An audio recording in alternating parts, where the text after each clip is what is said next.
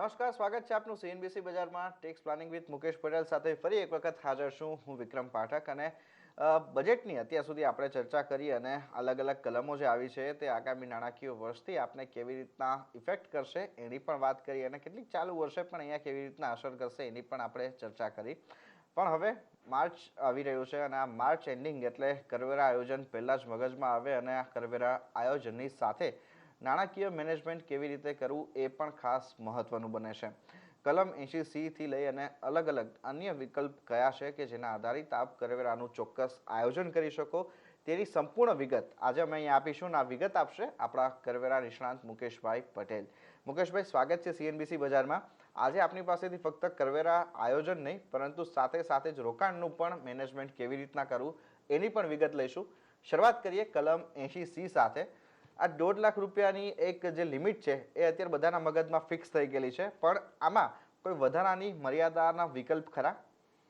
વિક્રમ, સૌ પ્રથમ તો કલમ 80C ની જ્યારે આપણે વાત કરીએ ત્યારે એને તમારે બે સંદર્ભમાં વિચાર કરવો જોઈએ. સૌ પ્રથમ તો તમારા કુટુંબના જુદા જુદા એકમો છે એ તમામ એકમોમાં તમે કલમ 80C હેઠળ જે તમને 1,50,000 રૂપિયાની જે સામાન્ય કપાત મર્યાદા છે, જેમાં અનેક પ્રકારના રોકાણો અથવા કેટલાક વિશેષ પ્રકારના જે ખર્ચના આયોજનો પણ તમે કરો છો એ સંબંધી તમને કપાત બાદ મળે છે, એ તમને ખ્યાલમાં છે. દર્શક મિત્રો, આજે પતિ પત્ની HUF તો આ ત્રણ એકમો હોય એમ માની લઈએ કે બાળકો સગીર વયના છે, તો આવા કેસમાં તમે કેવી રીતે આયોજન કરો? તમારા માટે વિકલ્પ છે કે જો પતિ કે પત્ની પગારદાર હોય તો એમના કેસમાં એમનું PF કપાતું હોય, સાથે સાથે જીવન વીમામાં પણ એમને રોકાણ કરવાનું હોય, જોડે જોડે એમના બાળકો જો સ્કૂલમાં કે કોલેજમાં ભણતા હોય તો એમની ટ્યુશન ફીનો પણ ખર્ચ હોય, જો કોઈ મકાન આજે તમે હાઉસિંગ લોન લઈને ખરીદ્યું હોય તો એના સંદર્ભમાં જે લોન ઉપર તમે વ્યાજ ચૂકવો છો એની કપાતનો જે આપને લાભ મળે છે, એની સાથે સાથે કલમ 80C હેઠળ આ 1.5 લાખની મર્યાદામાં તમે જે હપ્તાની ચૂકવણી કરો છો એના સંદર્ભમાં પણ તમને કપાત બાદ મળે છે. તો આ જે વિવિધ પ્રકારની જે કપાતો છે, તમારે સૌ પ્રથમ તો એ ખ્યાલમાં રાખવું જોઈએ કે તમારા જેટલા એકમો છે એ બધા જ એકમોની અંદર તમે એનું પ્રમાણસરનું આયોજન કરો છો કે કેમ. ઘણીવાર એવું જોતા મળે છે કે તમે વિચાર ના કર્યો હોય ને માર્ચ સુધી તમે એક જ કેસની અંદર 2.5 લાખનું કલમ 80C ને જે પાત્ર હોય એવા રોકાણો કરી નાખ્યા હોય એક કેસમાં, અને જે પત્ની કે HUFના કેસની અંદર જે આવક છે એની અંદર તમે 1.5 લાખની અંદર ખૂટે અને પછી છેલ્લે દોડાદોડ કરો. તો એટલા માટે તમારે આયોજનને બહુ જ વિચારપૂર્વક ગોઠવવું જોઈએ કે તમામ કેસોની અંદર તમે કઈ રીતે 1.5 લાખ ગોઠવી શકો. આ ઉપરાંત ઘણા લોકોને એ પણ ખ્યાલ નથી હોતો કે ખાસ કરીને વ્યક્તિના કેસમાં આજે 1.5 લાખ રૂપિયા જે કલમ 80C છે, that is not the end of it. વધારાના 50,000 રૂપિયા તમને જે કલમ 80CCD એટલે કે જે નેશનલ પેન્શન સ્કીમ NPS કહેવાય છે એના સંદર્ભમાં તમે રોકાણ કર્યું હોય તો એ 1.5 લાખ ઉપરાંત તમને વધારાના 50,000 મળે છે.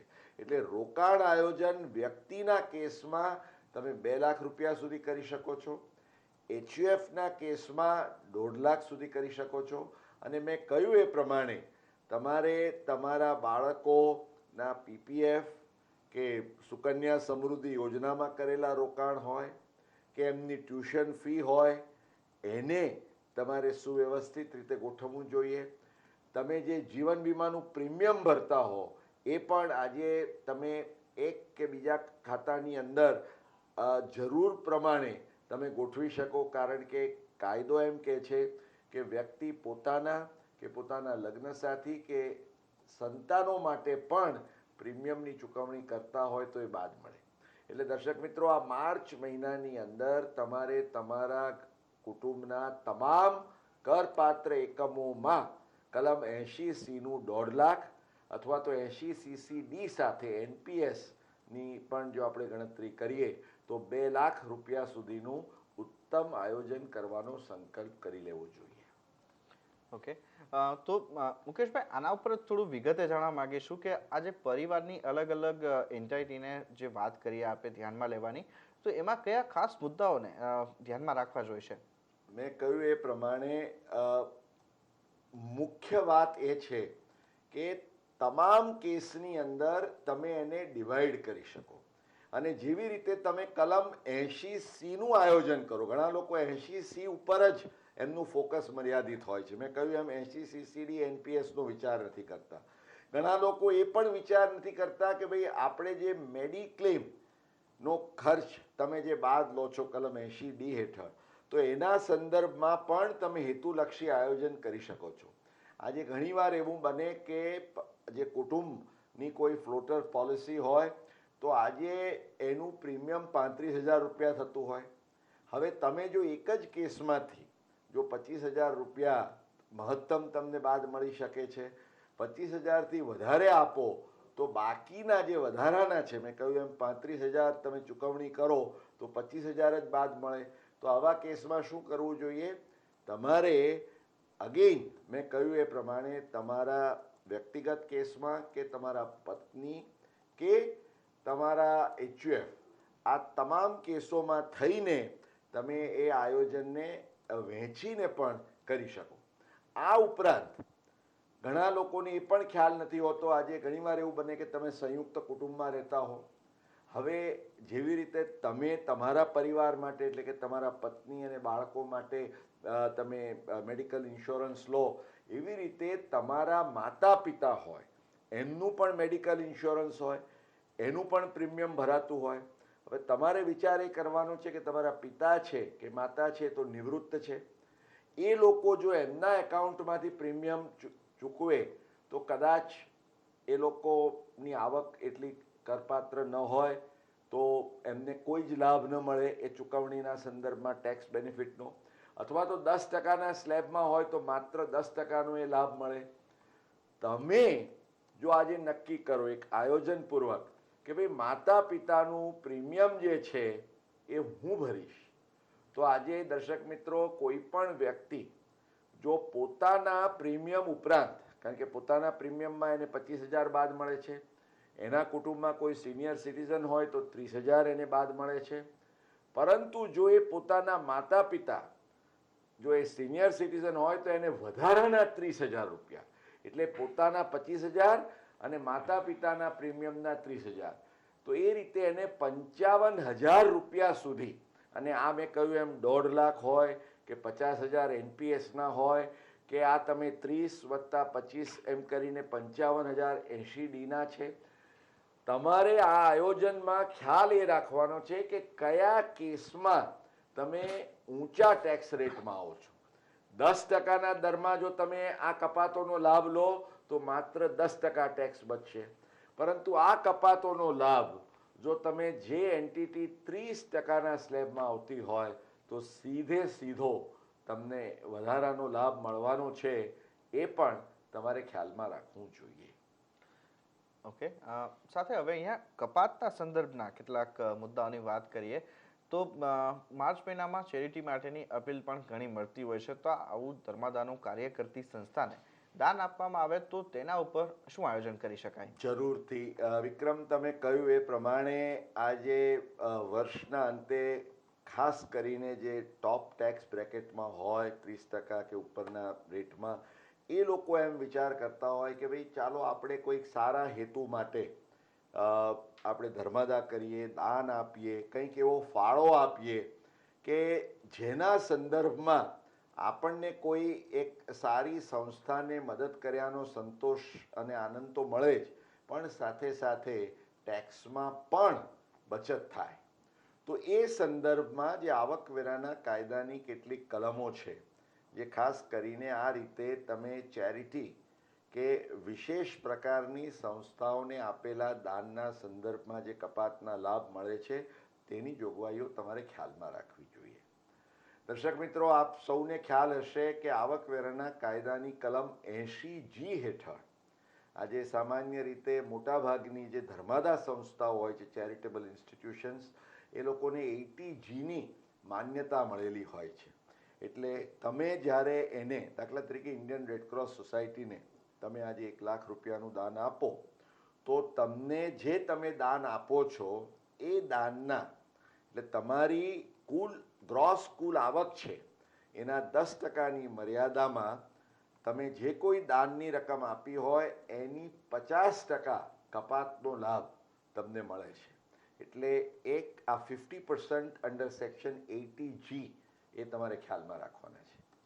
હવે તમને એ પણ ખ્યાલ હોવું જોઈએ કે 50% જ નહીં, 100%ની કપાત તમને મળી શકે એવા પણ દાન છે. ખાસ કરીને આજે સેક્શન 35AC હેઠળ, જેને આપણે નેશનલ સોશિયો ઇકોનોમિક ડેવલપમેન્ટ માટેના જે પ્રોજેક્ટ્સ હોય છે, અનેક સંસ્થાઓ દ્વારા એ હાથ ધરવામાં આવતા હોય છે, એના સંદર્ભમાં 35AC ની માન્યતા મળેલી હોય એવી સંસ્થાને જો તમે આપો તો 100%નું દાન તમને મળે છે. આ 35AC જે ધંધો કે વ્યવસાય કરતા કરદાતાઓને એ કલમ હેઠળ 100%નું દાન મળે છે બાદ, અને જેમાં કોઈ એવું નિયંત્રણ પણ નથી કે તમારે તમારા 10%ની ક્વોલિફાઈંગ અમાઉન્ટ જે સેક્શન 80Gમાં છે એ નિયંત્રણ આ 35AC માં નથી.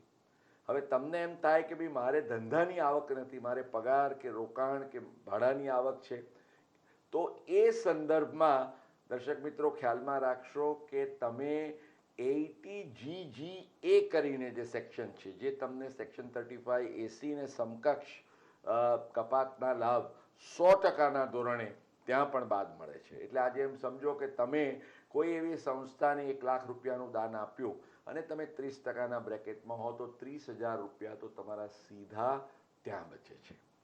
એક ડગલું આગળ જઈને જો વાત કરીએ તો કેટલીક એવી પણ સંસ્થાઓ છે જેને સેક્શન 35 એટલે કે કલમ 35 હેઠળ વૈજ્ઞાનિક સંશોધન, જેને સાયન્ટિફિક રિસર્ચ કહેવામાં આવે છે, એના માટે માન્યતા આપવામાં આવી હોય છે. દાખલા તરીકે આજે કેન્સરના રિસર્ચ માટે, અથવા તો બ્લાઇન્ડ પર્સન્સ એસોસિએશન એટલે કે અંધજન મંડળ હોય છે, એ લોકો જે વિશેષ પ્રકારના કામ કરતા હોય છે, એને માટે એમને જે રિસર્ચ માટેની માન્યતા મળી હોય છે, એવી સંસ્થાને તમે જે દાન આપો છો તો એમાં તમને વેઇટેડ ડિડક્શન એટલે કે વધારાની કપાત બાદ મળે છે. દ્રષ્ટાંત તરીકે સમજાવું તો આજે તમે 1 લાખ રૂપિયાનું દાન આપ્યું હોય તો સેક્શન 35 હેઠળ તમને 175% એટલે કે 1,75,000 રૂપિયાની કપાત બાદ મળે. હવે એના તમે 30% ગણી કાઢો તો તમારી જે દાનની રકમ છે એના 50%થી વધારાની રકમ તો તમારી આવકવેરાની બચતમાંથી જ આવે છે. એટલે your own contribution is much smaller. એટલે દર્શક મિત્રો, આ પ્રકારનું આયોજન, અલબત્ત સેક્શન 35માં પણ આપણે ખ્યાલ એ રાખવાનો છે કે આ જે વેઇટેડ ડિડક્શન છે એ જે ધંધો કે વ્યવસાય કરતા હોય એવા કરદાતાઓને માટે આ મળે છે. અન્યથા કલમ 80GGA હેઠળ એમને 100% બાદ મળે છે. પણ દર્શક મિત્રો, આ રીતે તમે આવકવેરામાં બચતની સાથે કોઈ એક સારા કાર્યને માટે તમે સહયોગરૂપ પણ થઈ શકો છો, એ ચૂકશો નહીં. અને આ માર્ચ મહિનો છે ત્યારે તો ખાસ આવકવેરા બચતના આયોજનના સંદર્ભમાં આ મુદ્દો પણ ખ્યાલમાં રાખશો.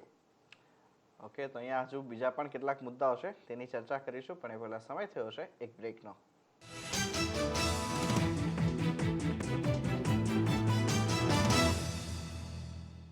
Welcome back. આપ જોઈ રહ્યા છો tax planning with Mukesh Patel, અને આપણી સાથે આપણા કરવેરા નિષ્ણાંત મુકેશભાઈ પટેલ જોડાયેલા છે.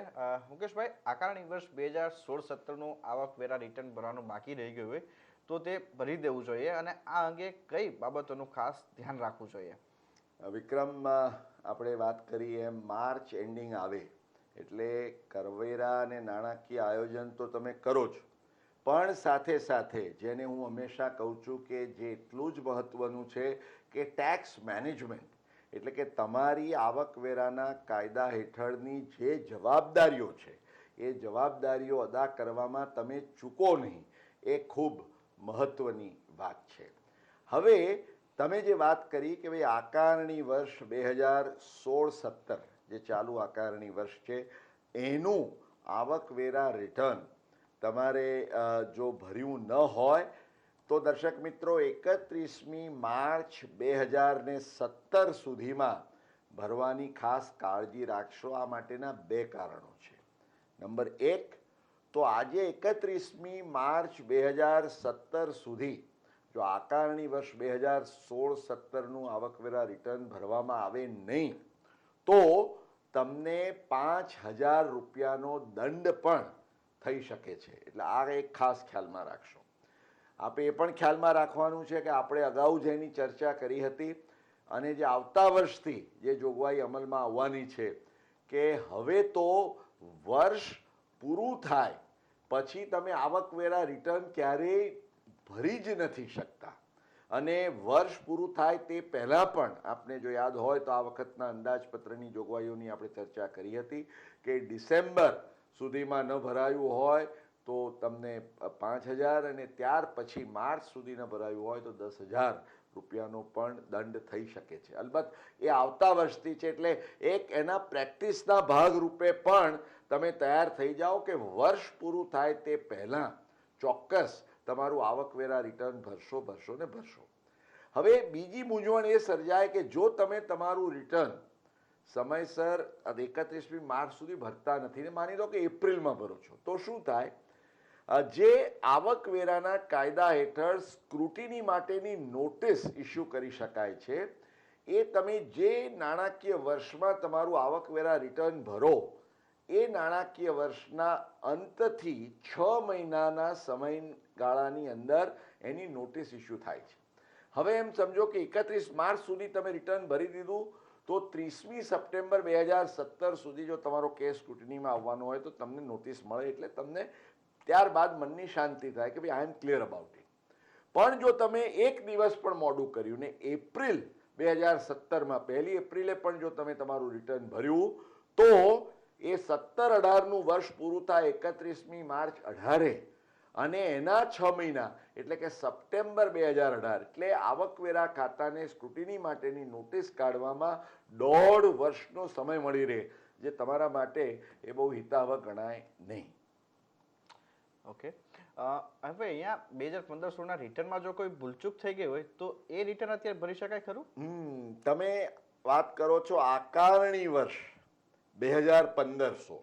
આપણે આકારણી વર્ષ 2016-17 એટલે કે નાણાકીય વર્ષ 15-16ની વાત કરી. હવે આકારણી વર્ષ 15-16 એટલે કે નાણાકીય વર્ષ 14-15 માટેનું જે રિટર્ન તમે અગાઉ ભરી ચૂક્યા હો એમ સમજો કે એમાં તમને કોઈ ભૂલ જણાય છે તો તમને એમ લાગે કે તમે કોઈ ક્લેમ કરવાનો કે કોઈ રિફંડ માંગવાનું TDS વગેરેનું તમે ચૂકી ગયા છો તો દર્શક મિત્રો આ જે રિવાઇઝડ રિટર્ન ભરવા માટેનો જે સમયગાળો છે એ ખ્યાલમાં રાખશો કે આકારણી વર્ષ 2015-16નું રિવાઇઝ રિટર્ન જે આકારણી વર્ષ 31/3/16 પૂરું થયું એના અંતથી 1 વર્ષના સમયની અંદર તમે ભરી શકો છો. અર્થાત 31મી માર્ચ 2017 સુધી ભરી શકો છો. ત્યાર પછી તમે ભરી શકતા નથી. એ ખ્યાલમાં રાખશો. આકારણી વર્ષ 16-17નું રિટર્ન તો હજુ પણ તમે દંડ ભરીને પણ 31મી માર્ચ 2018 સુધી ભરી શકશો પણ 15-16 આકારણી વર્ષનું રિટર્ન ભરી શકશો નહીં. રિવાઇઝ રિટર્ન પણ એ તમારે ખ્યાલમાં રાખવાનું છે. ઓકે, આ સિવાય સંપત્તિ વેરાના મુદ્દા ઉપર જો વાત કરીએ તો 31/3/2015 પછી આ નાબૂદ થઈ ચૂક્યો છે પણ કેટલાક કેસમાં જો સંપત્તિ વેરાનું રિટર્ન બાકી રહ્યું હોય તો આવા કરદાતાઓએ શું આયોજન કરવું? વિક્રમમાં સંપત્તિ વેરાના રિટર્નની વાત કરીએ તો અત્યંત મહત્વનો મુદ્દો મારે ખાસ આપણા CNBC બજારના ટેક્સ પ્લાનિંગના સૌ દર્શક મિત્રોને કહેવું છે. તમે નિયમિત રીતે સંપત્તિ વેરાના રિટર્ન ભરતા હો તો ખ્યાલમાં રાખશો કે જો આકારણી વર્ષ 2015-16 જે છેલ્લામાં છેલ્લું વર્ષ હતું કારણ કે 31/3/15 પછી સંપત્તિ વેરો નાબૂદ થયો તો એ 15-16નું રિટર્ન જો રહી ગયું હોય તો ભરવા માટેની છેલ્લી તારીખ 31મી માર્ચ 2017 છે. આ ઉપરાંત ઘણા કેસોમાં એવું બને કે તમને અત્યારે ખ્યાલમાં આવે કે તમે અગાઉ રિટર્ન નથી ભર્યું, પણ 31મી માર્ચ 2015ના રોજ તમે જો મૂલ્યાંકન લક્ષ્યમાં લો તો તમારા ઘરેણાં, ઝવેરાત અથવા તો સંપત્તિ વેરાને પાત્ર એવી જે મિલકતો છે એના સંદર્ભમાં તમારે સંપત્તિ વેરાની જવાબદારી ઉપસ્થિત થાય છે. તો દર્શક મિત્રો, પ્લીઝ એન્શ્યોર કે you file your wealth tax return before 31st March 2017, કારણ કે ત્યાર પછી તમે ભરી શકવાના નથી. અને એ ખ્યાલમાં રાખશો, અગાઉ આપણે એકવાર આના પર વિસ્તારપૂર્વક ચર્ચા કરી હતી કે આવકવેરા ખાતાની જે એમની સ્પેશિયલ ઇન્સ્ટ્રક્શન્સ છે તે અનુસાર ખાસ કરીને ઘરેણાને ઝવેરાત માટે જો તમારા કેસમાં સંપત્તિ વેરાનું રિટર્ન ભરાતું હોય અને એમાં તમે દર્શાવેલા હોય ઘરેણા કે ઝવેરાત, એને આવકવેરા ખાતું માન્ય રાખે છે. તમારે ત્યાં સર્વે કે સર્ચ કે કંઈ પણ થાય તો. અન્યથા આજે જે 500 ગ્રામનો જે નિયમ છે કે ભાઈ પરિણીત સ્ત્રીમાં અથવા તો અપરિણીત મહિલાના કેસમાં 250 ગ્રામ કે પુરુષ વ્યક્તિના કેસમાં 100 ગ્રામ, તો તમને એવા કેસની અંદર ખાસી એવી મુશ્કેલી પડી શકે તમારા એ ઘરેણાને ઝવેરાત સમજાવવા માટે જો આપણે શાણપણ કહીએ તો એમાં રહેલું છે કે જો તમારી જવાબદારી અદા કરવાની હોય તો આ 31મી માર્ચ 2017, માર્ચ મહિનો પૂરો થાય તે પહેલા પ્લીઝ કમ્પ્લીટ ધીસ રિસ્પોન્સિબિલિટી.